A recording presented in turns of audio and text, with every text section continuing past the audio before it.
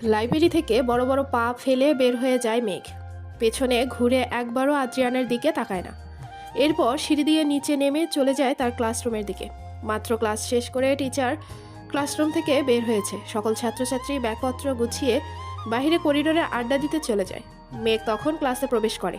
এতক্ষণ আদ্রিয়ানের সাথে কথা বলার কারণে সে ক্লাস করতে পারেনি। দরজা দিয়ে মেঘকে প্রবেশ করতে দেখে নুহা তার সিট ছেড়ে মেঘের কাছে এগিয়ে যায় আর বলে, মেঘ, তুমি এতক্ষণ কোথায় ছিলে? ক্লাস করলে না কেন? আর আদ্রিয়ান স্যার তোমাকে কি নোট দিয়েছে? নুহার কথার বিপরীতে মেঘ কিছুক্ষণ চুপ থাকে। মূলত তার এখন কারোর সাথে কথা বলতে ইচ্ছে করছে না। কিন্তু নুহা যেহেতু তাকে কোনো কথা জিজ্ঞেস করেছে, তাই সে ভদ্রতার জন্য বলে, আদ্রিয়ান স্যার কালকে নোট দিবে বলেছে। আর আমি এতক্ষণ লাইব্রেরিতে ছিলাম। পরীক্ষার জন্য কিছু গুরুত্বপূর্ণ বইয়ের প্রয়োজন ছিল আমার। ও আচ্ছা। মেঘ নুহা সাথে আর কথা বাড়ায় না। সে তার সিটে যাওয়ার উদ্দেশ্যে পা বাড়ায়, কিন্তু হঠাৎ কি ভেবে আবার পিছনে ঘুরে নুহাকে থামিয়ে বলে, নুহা, আজ আমি তোমার সাথে যাব। ক্লাস শেষ করে একসাথে অটো করে বাড়ি ফিরবো। তুমি আমার জন্য অপেক্ষা করো। কিন্তু কেন মেঘ, তুমি কি গাড়ি করে যাবে না আজ? না, আমার ড্রাইভার আজ অসুস্থ, গাড়ি নিয়ে আসতে পারবে না, অটো বা ক্যাব বুক করে যেতে হবে। মেঘ শেষের সারির সিটে বসে পড়ে। আবার স্যার আসে, ক্লাস শুরু হয়। পরপর 3টা ক্লাসের পর কলেজ ছুটি হয়। মাঝে খাবারের জন্য বিরতি দেওয়া হয়েছে। দুপুর 2টার দিকে ক্লাস ছুটি হওয়ার পর মেঘ আর নুহা একসাথে গাড়ি করে বাসায় ফিরে আসে। লাইব্রেরি থেকে চলে আসার পর আদ্রিয়ানের সাথে আর দেখা হয় না মেঘের। কলেজের গেট, আদ্রিয়ানের গাড়িও দেখতে পায় না সে। আদ্রিয়ান ক্লাস শেষ করে কি বাড়ি ফিরে গেছে নাকি হাসপাতালে চলে গেছে, মেঘ আর আদ্রিয়ানের বিষয়ে চিন্তা করে না।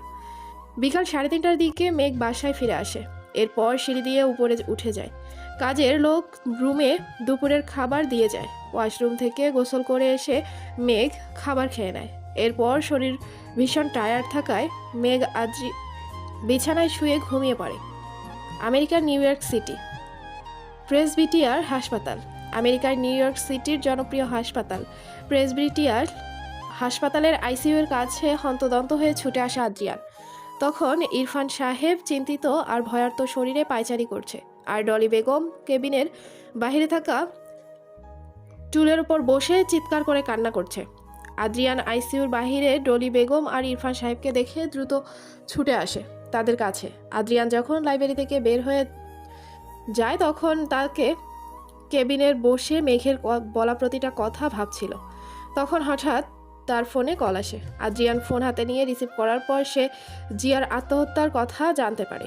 জিয়ার এক বন্ধু আদ্রিয়ানের কলিগ তাকে এই খবর দেয়। জিয়ার অবস্থা এখন খুব খারাপ। হাত থেকে অতিরিক্ত রক্ত পড়ার কারণে তার শরীরে রক্তশূন্যতা দেখা দিয়েছে। আদ্রিয়ানের প্রথম বিশ্বাসে হয় না জিয়া আত্মহত্যার কথা। জিয়ার মতো এমন একজন মেয়ে আত্মহত্যা করতে পারবে তা কি সত্যি বিশ্বাসযোগ্য? কিন্তু তার কলিগ যেহেতু বলেছে, তবে এই ঘটনা মিথ্যে না। তাই আদ্রিয়ান দ্রুত কলেজ থেকে বের হয়ে হাসপাতালে ছুটে আসে। আদ্রিয়ান চিন্তিত কণ্ঠে বলে ওঠে, ইরফান স্যার, জিয়া কেমন আছে? ওর অবস্থা কি এখন? জিয়া হঠাৎ করে কেন আত্মহত্যা করেছে? আদ্রিয়ানের প্রশ্ন ছিল ইরফান সাহেবের কাটা গায়ে লবণ ছিটিয়ে দেওয়ার মতো। ইরফান সাহেব তার হাত মুষ্টিবদ্ধ করে ধরে। এরপর আদ্রিয়ানের শার্টের কলার চেপে ধরে রাগী কণ্ঠে বলে ওঠে, কেন এসেছ এখানে আদ্রিয়ান তুমি? আমার মেয়ের মৃত লাশ দেখতে? জিয়া মারা গেলে তুমি খুব শান্তি পাও, তাই না? আর জিয়া কেন আত্মহত্যা করেছে তা তুমি জানো না। আদ্রিয়ান, তুমি আমার প্রিয় ছাত্র ছিলে। তোমাকে সবসময় আমি নিজের ছেলের মতো ভালোবাসার আদর দিয়ে বড় করেছি আমি। অথচ তুমি কি করে আমার মেয়ের সাথে এত বড় অন্যায় করলে? তুমি এতটা নিচু মন মানসিকতার মানুষ? ইরফান সাহেবের কথার মানে হয়তো আদ্রিয়ান কিছুটা বুঝলো, কিন্তু জিয়ার সাথে সে প্রতারণা করেছে এর মানে কি? আদ্রিয়ান জিয়াকে কখনো বলেনি সে তাকে ভালোবাসে বা তার মনে জিয়ার জন্য কোনো অনুভূতি রয়েছে। শুরু থেকে শেষ অবধি আদ্রিয়ান সবসময় জিয়ার থেকে দূরত্ব বজায় রাখার চেষ্টা করছে। যতটুকু জিয়ার কাছে সে গিয়েছে তা হয়তো হাসপাতালের কাজের প্রয়োজনে, না হয় শিক্ষক বা কলিগ হিসাবে। কিন্তু জিয়া তার জন্য আত্মহত্যা করছে? আদ্রিয়ান বলে, ইরফান স্যার, আমি আপনাকে শিক্ষক বা গুরু হিসেবে সবসময় সম্মান করে এসেছি। আর জিয়া আপনার মেয়ে, ওর সাথে আমার কোনো প্রেমের সম্পর্ক কখনো ছিল না। জিয়া আমাকে ভালোবাসতো, কিন্তু আমি না। জিয়ার সাথে কোনো অন্যায় আমি করিনি। আদ্রিয়ানের কথা ইরফান সাহেব বিশ্বাস করলো না। উল্টো সে আরও রাগ আর জেদ দেখিয়ে বলে ওঠে, আদ্রিয়ান, মিথ্যা বলার চেষ্টা করবে না তুমি। জিয়ার সাথে তোমার প্রেমঘটিত সম্পর্ক ছিল। তুমি জিয়াকে মিথ্যা ভালোবাসার কথা বলে ওর সাথে শারীরিক সম্পর্ক অবধি করেছো। কিন্তু এখন যখন জিয়া তোমাকে বিয়ের কথা বলেছে, তুমি ওকে অস্বীকার করছো। ওর সাথে প্রতারণা করছো তুমি আদ্রিয়ান। ইরফান সাহেবের কথা শুনে আদ্রিয়ান যেন আকাশ থেকে পড়ে। তার কানকে সে বিশ্বাস করতে পারছে না। জিয়ার সাথে তার শারীরিক সম্পর্ক ছিল মানে? জিয়াকে এখন সে নিজ থেকে জড়িয়ে অবধি ধরেনি। আর জিয়া তার ছাত্রী ছিল, সেই রকম কিছু করার কথা ভাবতে অবধি পারে না। আদ্রিয়ান বলে, স্যার আপনি কি বলছেন এইসব? জিয়ার সাথে আমার ফিজিক্যালি রিলেশন ছিল মানে? জিয়াকে আজ অবধি আমি ছুঁয়েও দেখিনি।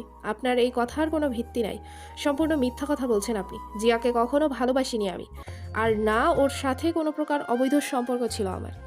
আদ্রিয়ানের নাবোধক কথা শুনে ইরফান সাহেব তার পকেটে থেকে একটা চিঠি বের করে। এরপর আদ্রিয়ানের হাতে ধরিয়ে দিয়ে বলে, যদি তোমার সাথে জিয়ার কোনো সম্পর্ক না থাকে তবে এই চিঠির মানে কি? জিয়া সুইসাইড করার আগে তার মনের কথা, তোমার প্রতারণার কথা সব এখানে লিখে দিয়েছে। কোনো মানুষ নিশ্চয়ই মৃত্যুর আগ মুহূর্তে মিথ্যা কথা বলবে না। ইরফান সাহেবের হাতে থাকা চিঠি আদ্রিয়ান দ্রুত তার হাত বাড়িয়ে নেয়।